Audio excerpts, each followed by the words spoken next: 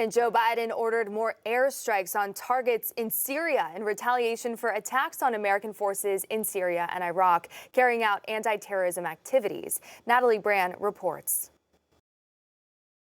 The U.S. carried out airstrikes in eastern Syria on what the Pentagon says was a weapons storage facility used by Iran's Revolutionary Guard. Mr. President, why did you strike Iran's Revolutionary Guard?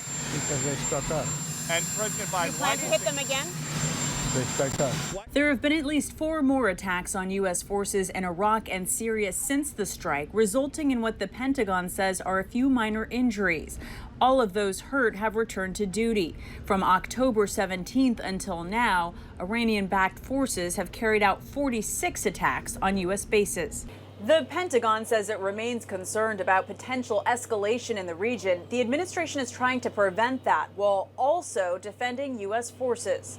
We're not looking for conflict with Iran. We've made that very clear, but we'll do what's necessary to protect our personnel, be they military or civilian. These attacks have been on the rise since the Israel-Hamas war began, with about half happening after the first U.S. airstrike in Syria on October 26th. We have sent a strong signal, not just to Iran, but to other actors in the region, that we don't want to see this conflict with Hamas widen or deepen. And thus far, we haven't seen that happen. The U.S. has increased its military presence in the Middle East for deterrence, in addition to the nearly 3,500 U.S. service members in Iraq and Syria as part of a coalition to defeat ISIS.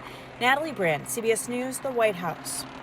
Now, the Pentagon says Iranian-backed rebels in Yemen shot down an American Reaper drone worth about $30 million. The rebels claim the drone was in Yemen's airspace, but a U.S. defense official says the drone was in airspace over international waters.